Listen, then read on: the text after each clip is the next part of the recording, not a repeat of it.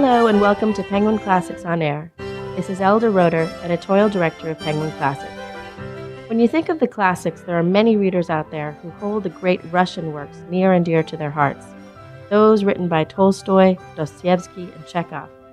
But there was one novel, arguably the first major Russian novel, which influenced them all, and it's the subject of today's program, Lermontov's The Hero of Our Time. Today, John Siciliano, our Penguin Classics editor, who works on the majority of our Russian classics, interviews Natasha Randall, the translator of Lermontov's work.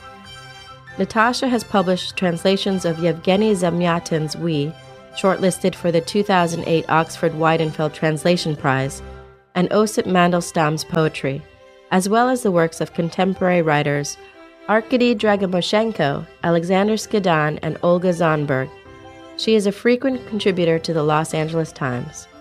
So stay with us for John's talk with Natasha to learn more about Russian literature and even a bit on Russian roulette.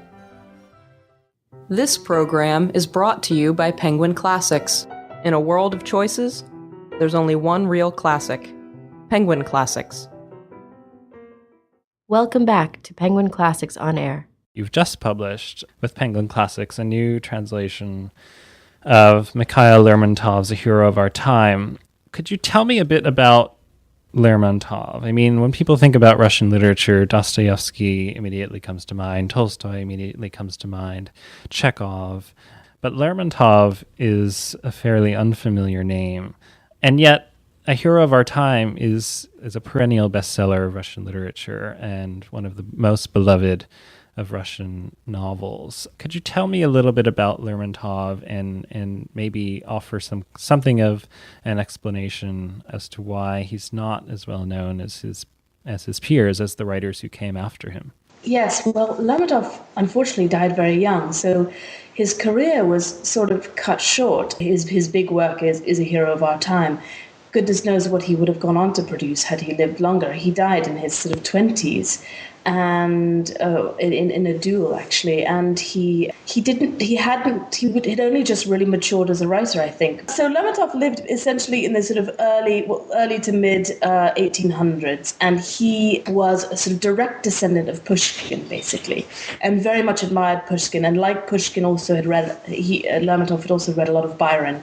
So he was hugely influenced by the Romantics, particularly their sort of Orientalist leanings, in fact, which is sort of where A Hero of Our Time comes in terms of its sort of exotic setting and various strange and wonderful tribal characters. He wrote a lot of poetry, Lermontov, and he also wrote some epic poems, but he really is mostly only known for this one novel. You know, unlike people like Chekhov and Dostoevsky, they had a much longer go at things, and Tolstoy obviously as well. Whereas Lermontov really, died before he got to properly hit his stride, I think. And why the novel is a little less known than the big major Russian novels, as it were, War and Peace and Crime and Punishment and all of those. It's not so obvious why that is, because of course, in Russians' eyes, you'll hear many a Russian wax lyrical about A Hero of Our Time and what a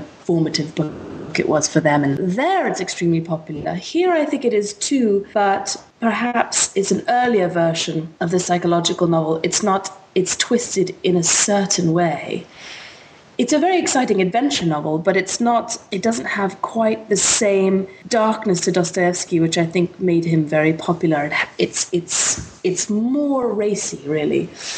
Of course, A Hero of Our Time is, I think, contains the first mention of Russian roulette, which is possibly where the expression Russian roulette came from. I think it might be, actually. There's no reason to think it isn't. I can't find any other real example of it certainly in Russian literature, but I don't know about elsewhere. And then, of course, the very exciting duel scenes and all this great twisted romantic episodes and where Pechorin tortures various people emotionally and psychologically. Tell me about the origins of Russian roulette. Well, I don't think the idea of playing with death is a Russian idea exclusively. I think the Greeks did it. I think there are many examples throughout history of something similar.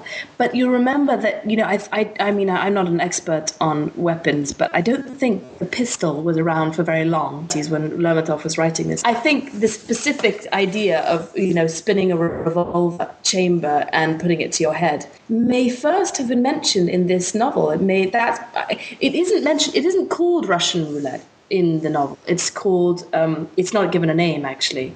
It's just a game this guy plays. In fact, in Russian, the word for Russian roulette is ruskaya ruletka. They don't seem to know why they call it Russian roulette either. But I haven't read any other accounts, and I'm fairly certain I've read in lots of places mention of a hero of our time being the first written account of someone playing what we know to be Russian roulette, i.e. with the pistol. It's extremely important, in fact, the Russian roulette episode, and it does embody the book to a great extent. They call it a game of predestination. So it's a whole group of army officers who are all variously cynical, mostly cynical, I'd say, and they are trying to work out whether one's fate is written in the skies, which would mean that you can do anything and it doesn't matter, the consequences don't matter because your fate is mapped out for you ahead of time. So one of the characters takes a gun off the wall that's hanging on the wall and puts it to his head and says, who's willing to bet?